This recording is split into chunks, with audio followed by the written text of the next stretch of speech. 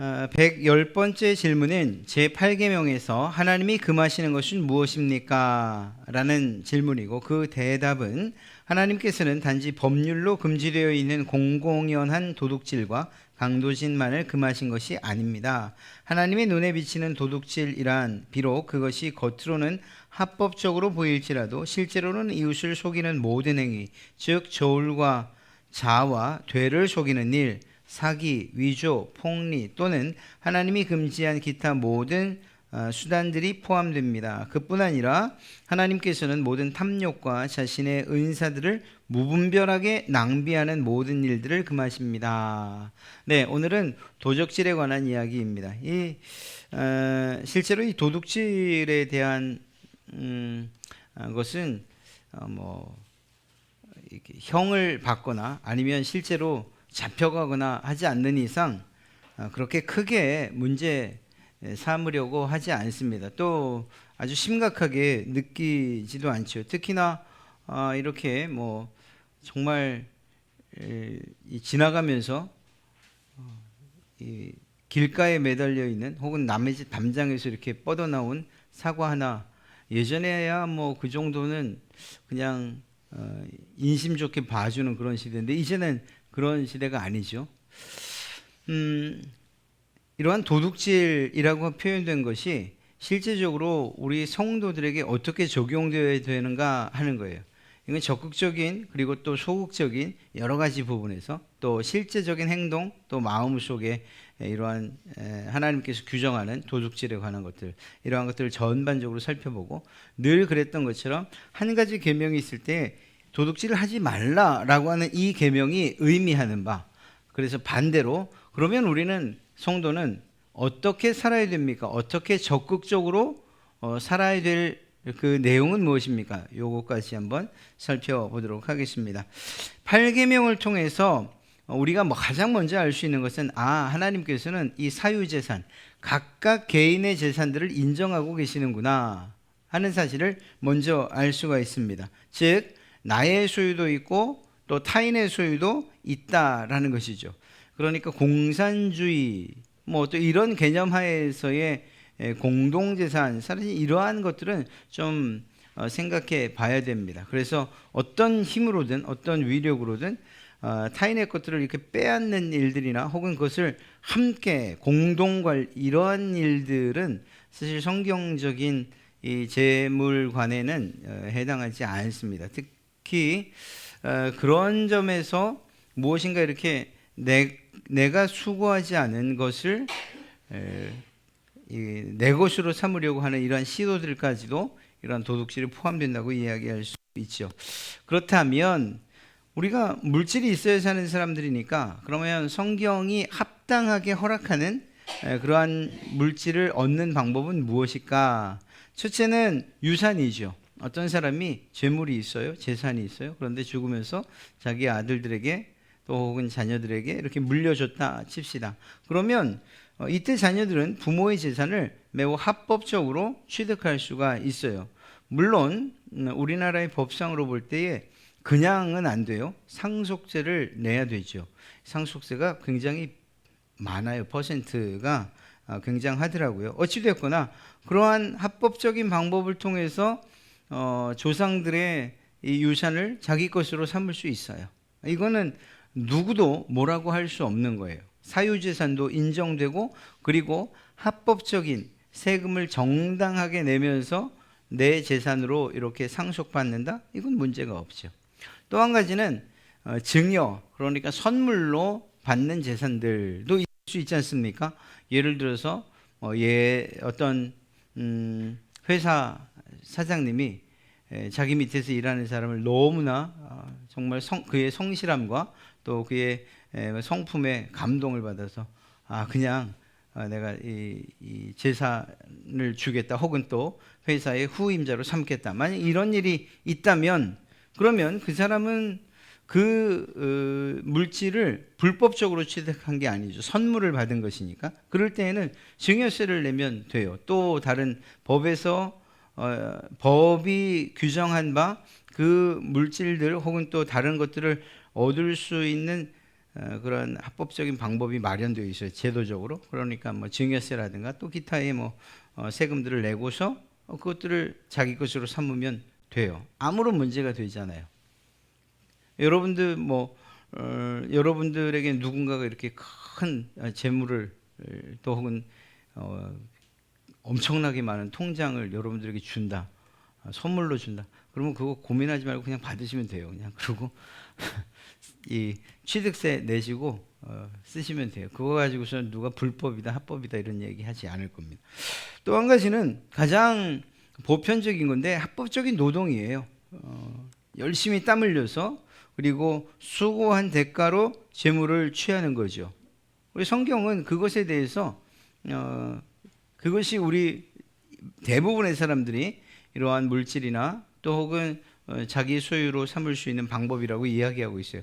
물론 여기에도 소득세라고 하는 부분들을 나라에서는 거두지요. 만약에 이러한 세금에 관한 법이 없는 나라라고 한다면 그러면 이러한 것들은 뭐 특별히 범죄다 혹은 또 불법적이다 이렇게 말하지 않을 거예요. 그러니까 유산이나 혹은 선물이나 합법적인 노동을 통해서 우리는 물질들을 내 것으로 삼을 수 있는 것이죠. 그리고 이러한 상황 가운데에서 얻어진 것을 가지고서는 아무도 문제를 제기하거나 그것을 뺏어서는 안 돼요. 합법적으로 얻은 물질들을 강제로 빼앗으려고 하는 것, 이것부터가 사실은 그 사람이 혹은 또 어떤 단체나 혹은 공동체나 혹은 나라가 그러한 일을 한다고 하면 그 사람들 혹은 그 단체들이 도둑질을 하는 것이다. 이렇게 이야기해도 결코 틀리지 않을 것입니다. 그런데 8계명에서 말할 때 이 도둑질이라는 것이 법적으로 처벌받는, 그래서 실제적으로 무엇인가를 훔쳐서 그것에 대한 제재와 법을 통해서 처벌받는 이러한 것만을 의미하는가? 어떤 행위가 있는 그때에만 이 도둑질을 했다 이렇게 성경이 말하고 있는가? 아니라는 거죠. 성경이 말하는 도둑질의 범위는 세상과는 사뭇 달라요. 세상에서는 저거 정말 갖고 싶다.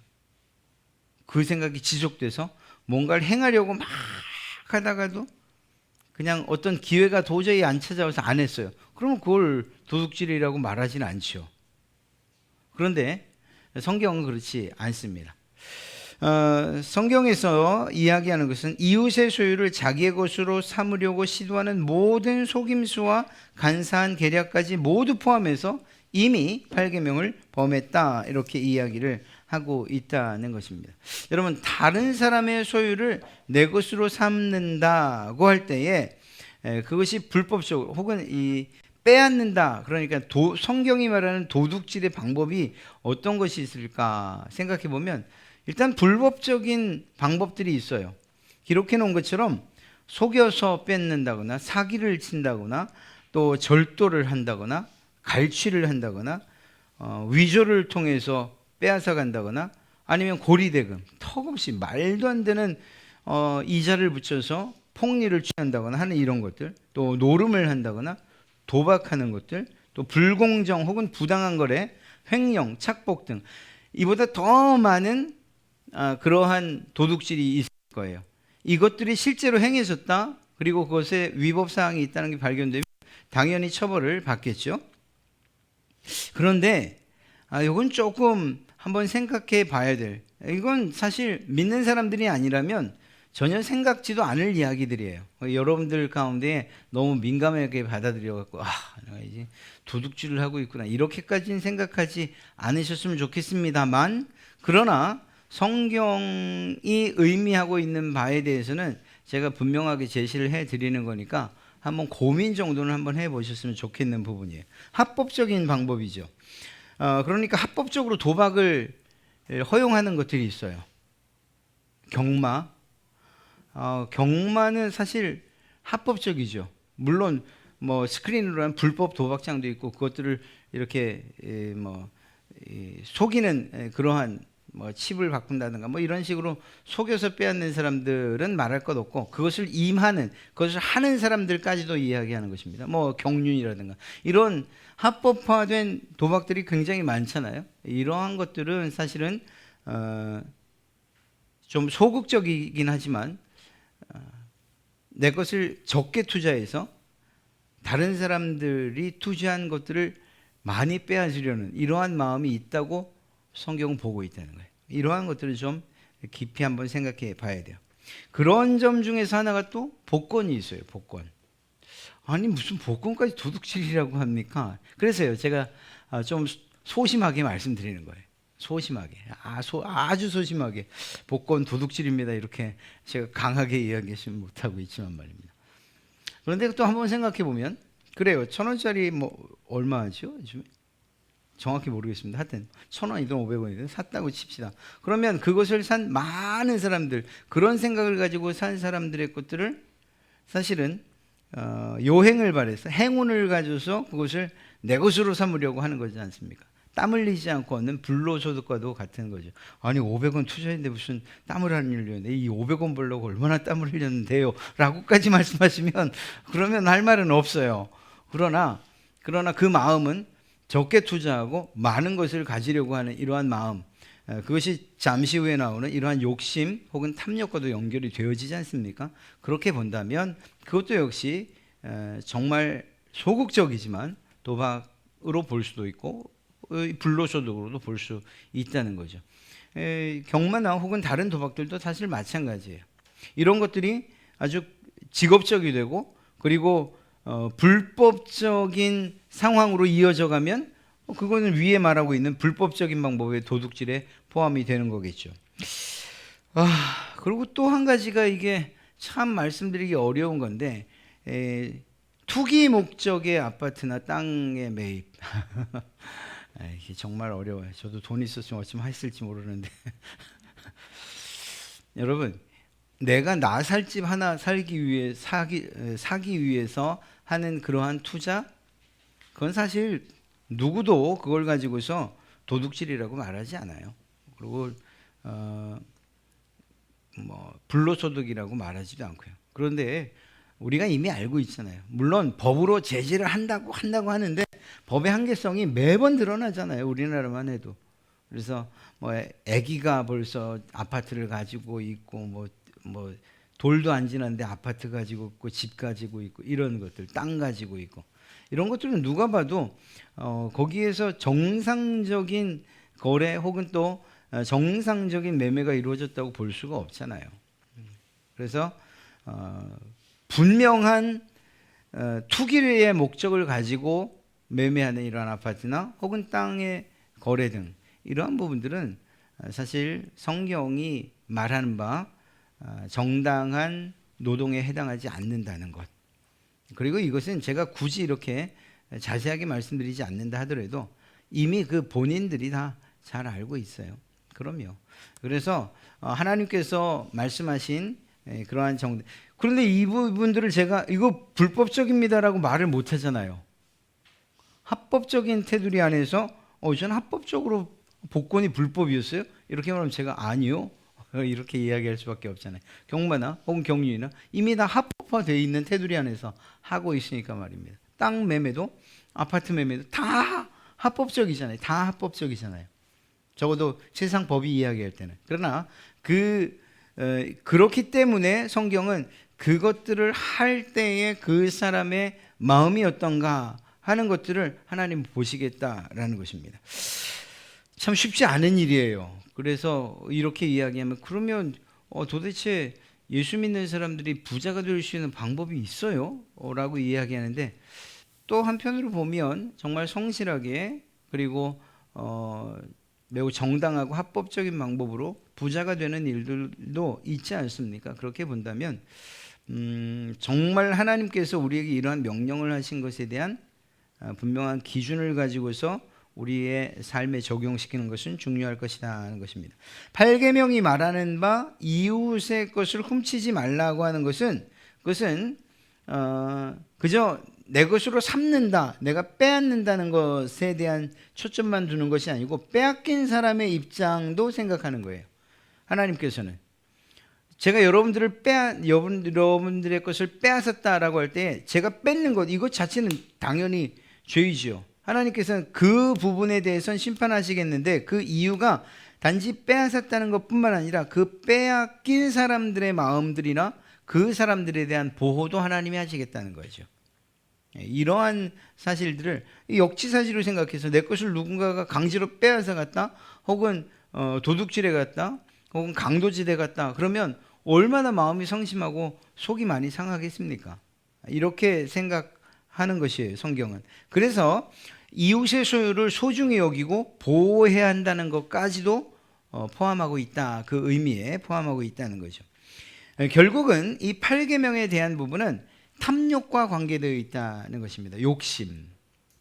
사실 성경은 사도 바울을 통해서 모든 사람들에게 자족하는 것과 그리고 만족한 삶을 살기를 원하셔요. 그것은 사도 바울이 이야기하고 있는 성경의 가장 기본적인 체질이나 혹은 삶에 대한 지침이기도 하죠. 무언가 부족하다고 시작하면, 그러한 생각이 들기 시작하면 더 가지고 싶고, 더 가지고 싶다는 생각이 자라면 그것이 욕심이 되고, 욕심이 조금 더 자라면 탐욕이 되는 것이죠. 그래서 정말 내 손에, 내 품에 들어오지 않으면, 그러면 잠이 오지 않고 화가 나고, 때로는 그것이 너무 안타깝고 하는 이러한 상황들까지 벌어진다면, 이미 그는 어떤 물건을 가져오지 않는다 하더라도 안으로부터 시작된 욕심이 더 점점 자라서 탐욕이 되고, 그리고 그 사람의 이 마음과 그리고 이 영혼까지, 그리고 몸까지도 갉아먹는 이러한 상황이 벌어지게 된다는 거예요. 그때까지 가면 실제로 어떤 행동을 하지 않았다 하더라도 성경은 도둑질이다 이렇게 규정하고 있다는 것입니다. 그리고 그러면서 그러한 일들을 통해서 이웃을 보호한다. 그리고 이러한 탐욕이라는 것은 근본적으로 하나님께서 모든 사람들에게 부여해 주신 그러한 소유들이 있고, 그리고 그러한 몫이 있는데, 그 몫에 만족하지 않고 더 많이 가지려는 이러한 마음으로 앞에서 말씀드린 그러한 언급한 모든 행위들을 행한다는 것입니다. 그리고 그 행위들의 근본은, 그 시작은 탐욕, 욕심으로부터 시작되었다라는 것이죠.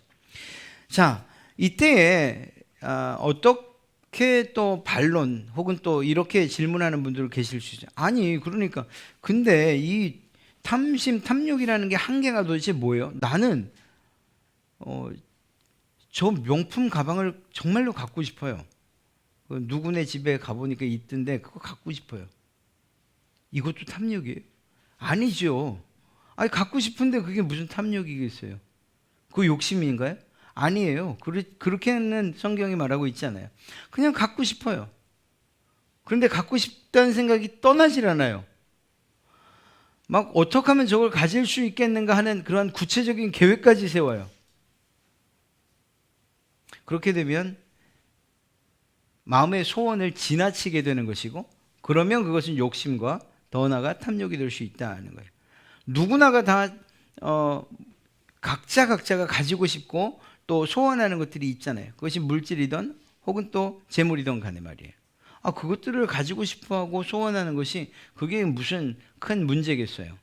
그것은 결코 욕심이라고도 말하지 않고 탐욕이라고는 더더욱이 말하지 않아요.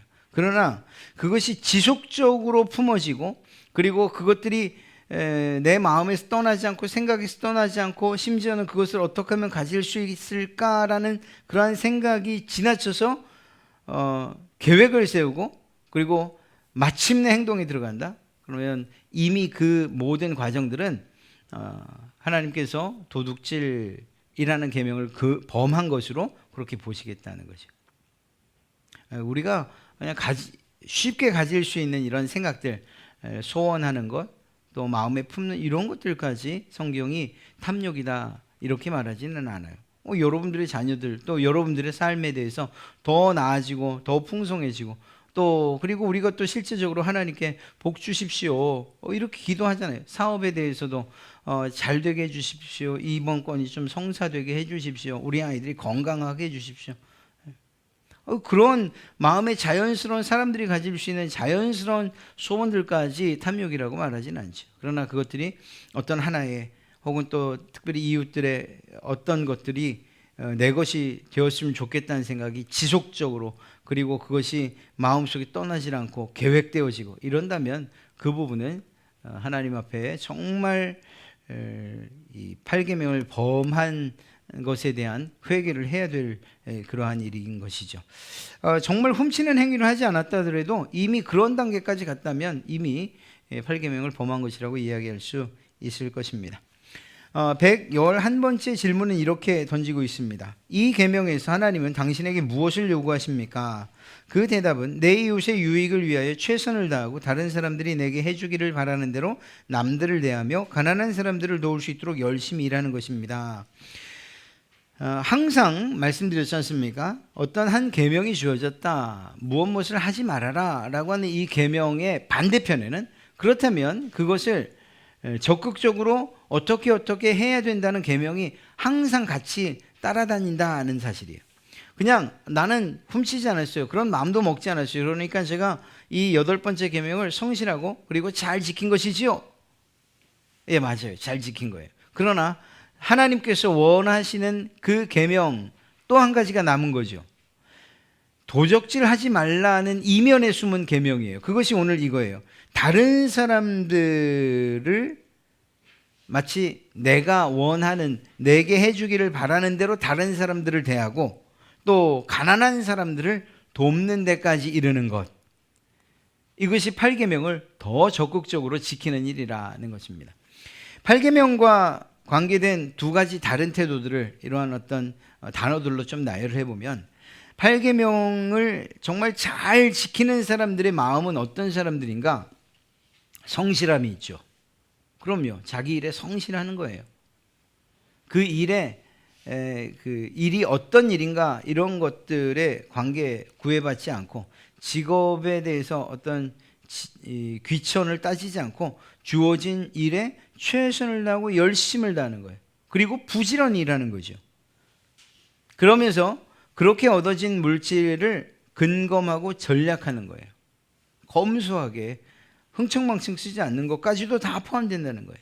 또 다른 사람들을 대하는 데 있어서 내 물질들을 어떤 마음으로, 너그러움과 친절함으로 그 물질들을 다른 사람들을 위해서 사용해야 된다는 것이 8계명에 해당되는 하나님께서 우리에게 요구하시고 있는 성품들이에요. 이런 마음들과 이런 생각들을 가지고서 우리의 물질들을 벌고 또 일하고 그리고 그것들을 사용해야 되는 거죠. 그렇다면 이런 마음을 가지고 한다면 하나님께서 우리에게, 하나님께서 이 8계명을 참 잘 지켰다 이렇게 이야기하실 거예요. 그런데 그것과 반대되는 마음들을 우리가 행여나 가지고 있다면 이 계명을 지키는 데에 정말 방해를 받을 겁니다. 어떤 마음들일까요? 불성실한 거예요. 그러니까 불성실하고 게으르고 나태하다 그러면 그것은 자기의 어떤 성품이나 또 혹은 내 성격이야, 내가 원래 그런 집안에서 태어났어, 이렇게 변명할 게 아니에요. 이거는 개인의 성품이기도 하지만 그런 삶을 살아간다면 8계명을 위배하는 것이라고도 이야기할 수 있다, 이렇게 지금 해석을 하고 있는 것입니다. 왜냐하면 땀 흘려서 수고와 노동을 통해서 자기의 이 필요들을 채우고 그리고 물질들을 취득해야 되잖아요. 그런데 그렇게 흘리는 땀 흘리고 싶지 않은 거예요. 그래서 어떤 일에 성실하지 않아요. 땀 흘리는 게 싫어서 게을러요. 그리고 나태해요. 그러면서도 다른 사람들보다 더 잘 먹고 잘 살기를 원해요. 잘 누리고 많이 갖길 원해요. 그러면 그때부터 이제 탐욕이 생기기 시작하고, 그것을 얻기 위한 다른 어떤 방법들, 하나님이 말씀하지 않은 또 다른 방법들을 가지고서 자기의 소유로 삼으려고 하겠죠. 그러니까 성실하게 일하는 사람들, 또 부지런히 그리고 열심히 그리고 근검하고 전략하는 사람들, 사실은 그리고 그것으로 만족하는 사람들은 이러한 8계명과 무관한 삶을 살 수 있다, 이렇게도 이야기할 수 있어요. 뿐만 아니라 얼마 되지도 않았는데 불성실, 게으름, 나태함 뿐만 아니라 실제적으로 어떤 방식을 통해서든 많은 재물이 있다 하더라도 그것을 낭비하거나 혹은 또 전략하지 못하는 이러한 삶을 산다면 그것은 역시 이 8계명에 대한 위배로 해석하겠다는 거예요. 적어도 이 하이델베르그 요리문답을 작성한 분들은 그렇다는 거예요. 왜냐하면 그것을 그저 나를 위해서, 낭비한 것. 하나님께서 이 일에 대해서는 잠시 뒤에 다시 이야기할 거리가 있습니다. 그리고 또 한 가지는 내 물질을 가지고서 다른 사람들을 위해서 사용하지 못할 때 나타나는 그러한 성품들, 불친절함, 인색함, 비열함, 이런 것들이 있겠죠. 이런 마음을 가지고 있는데 어떻게 다른 사람들에게 너그럽게 내 것을 쓸 수 있겠어요? 다른 사람을 위해서 내 것을 이렇게 내놓는 것이 어떻게 기쁠 수가 있겠어요? 그냥 한없이 아깝기만 하겠죠. 그러니까 그렇게 마음을 다해서 내놓는 사람들은 불친절하거나 인색하거나 비열하지 않아요. 정말 막 사진 한 장 남기려고 막 싫은데 막 억지로 기부하는 것처럼 그런 사람들을 비열하다고 이야기하겠죠.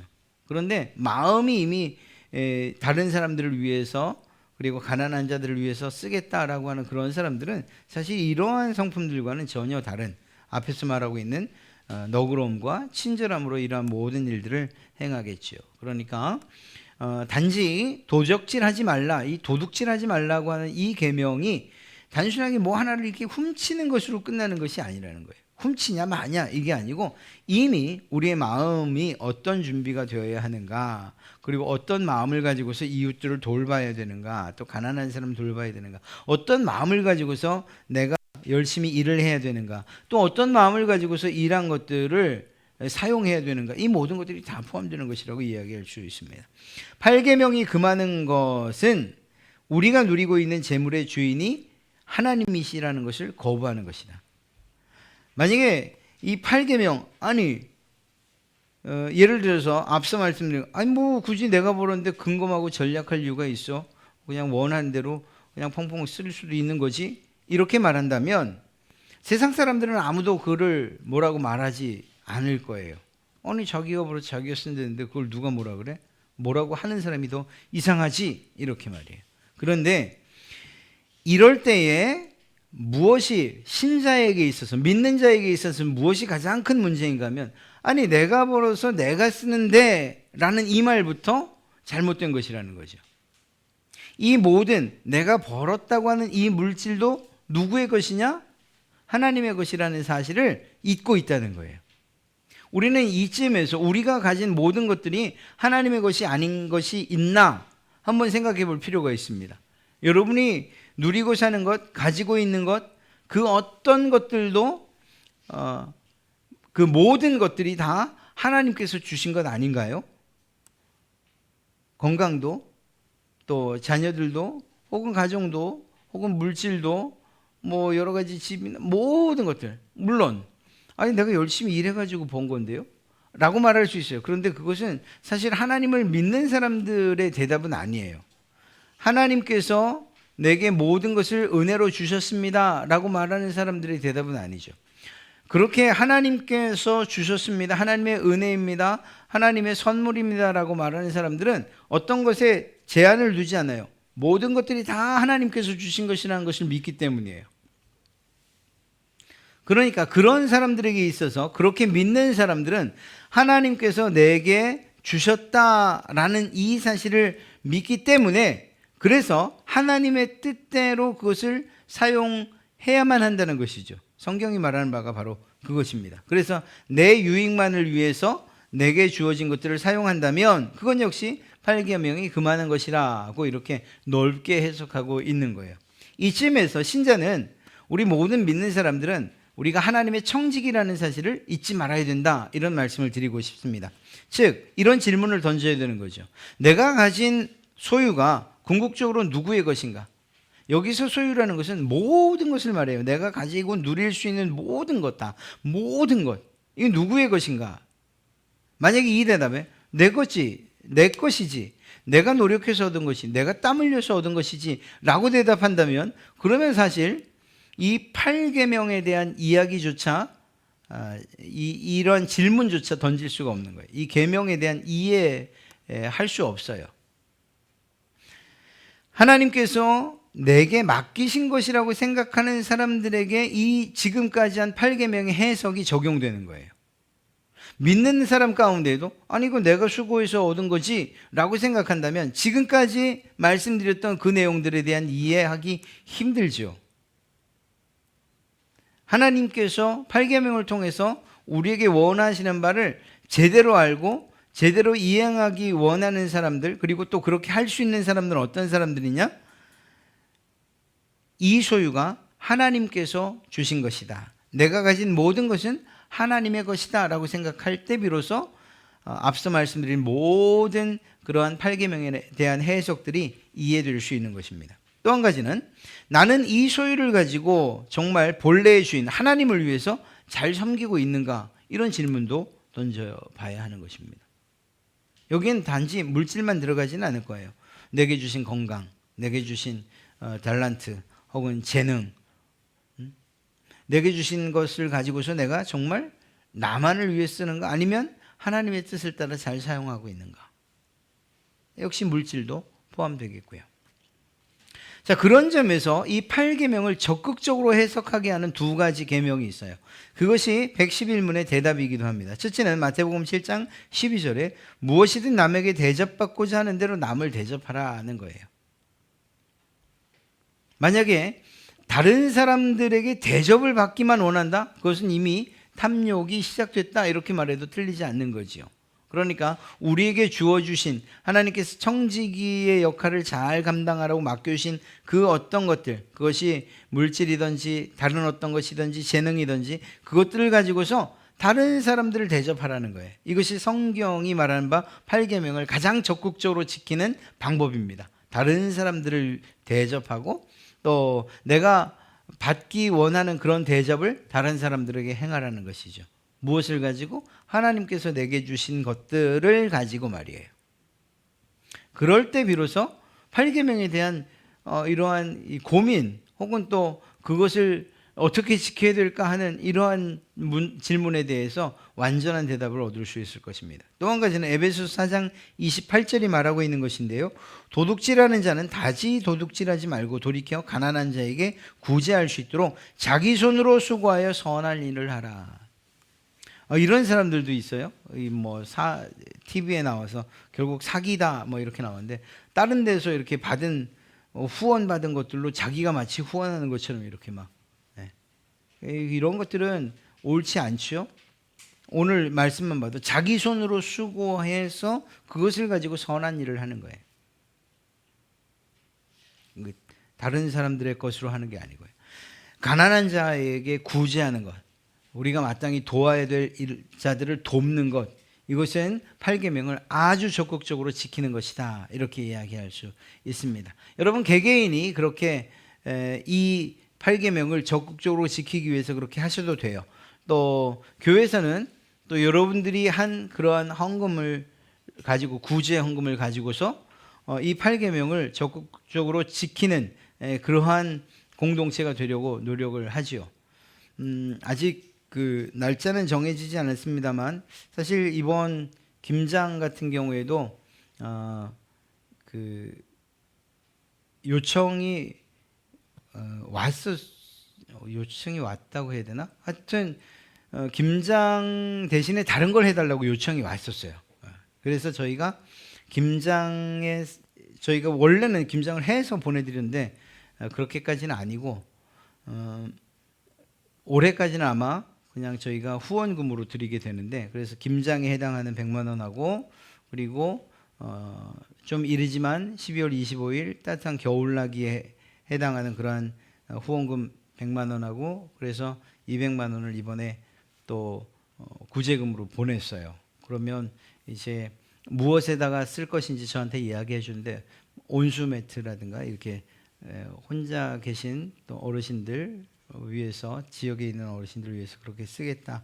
그리고 이제 좀 세부적인 항목은 제가 다시 이제 확인해야 되고요. 또 그리고 그게 사실 저는 여러분들도 아다시피 이렇게 사진 찍는 거 이런 걸 좋아하지 않아가지고 안 가겠다 그러는데, 하여간 좀 와서 찍어 달라고.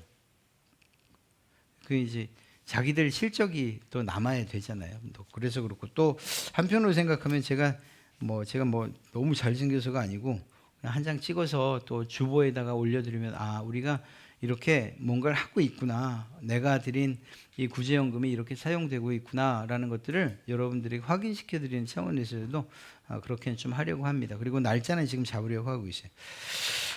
그러니까 교회가 여러분들의 일을 여러분들이 개개인으로 해야 될 일들을 대신하고 있다 이렇게 생각하며 자부심을 가지셔도 저는 괜찮다고 생각합니다. 충분합니다. 여러분들이 하고 있는 그 일들을 교회 하려고 하는 일들을 교회가 대신하는 그런 방식으로 결국은 교회나 혹은 개개인이 8계명을 적극적으로 지켜나가는 일들이 필요하다라는 거예요. 이러한 일들이 결국은 이렇게 하나님의 말씀, 이 두 가지 말씀에 따라서 최선을 다해서 사는 그 사람들은 굳이 8계명에 얽매이거나 이것들을 가지고 고민할 이유도 없어요. 생각을 해보세요. 다른 사람에게 대접받고자 하는 대로 남을 대접하고 가난한 자들을 내 힘으로 벌어서 돕고자 하는 이러한 선한 일을 행하겠다고 하는 사람들이 다른 사람들의 것을 훔치겠습니까? 도적질하겠습니까? 나쁜 마음을 가지고 불법적인 방법을 가지고서 내 것으로 삼으려고 그렇게 하겠습니까?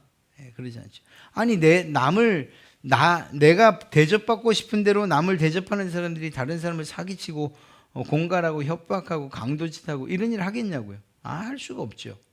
그러니까 하나님의 말씀을 그저 소극적으로 그리고 주어진 명령대로만 지키는 것도 중요한데 그것들을 한 단계 뛰어넘어서 오늘 이렇게 8계명이 적극적으로 우리에게 명령하고 있는 바 하나님의 말씀대로 다른 사람들을 대접하고 특히 가난한 자들을 구제할 수 있도록 내 힘으로 열심히 수고하고 땀 흘려 그 선한 일을 하는 그러한 일들까지 우리가 갈 수 있다면 그러면 굳이 이 8계명에 얽매일 이유도 없고 오히려 하나님께서 기뻐하실 만큼 우리가 그 계명을 지키고 있다. 이런 자긍심과 또 자부심을 가져도 결코 잘못되지 않을 거라고 생각합니다.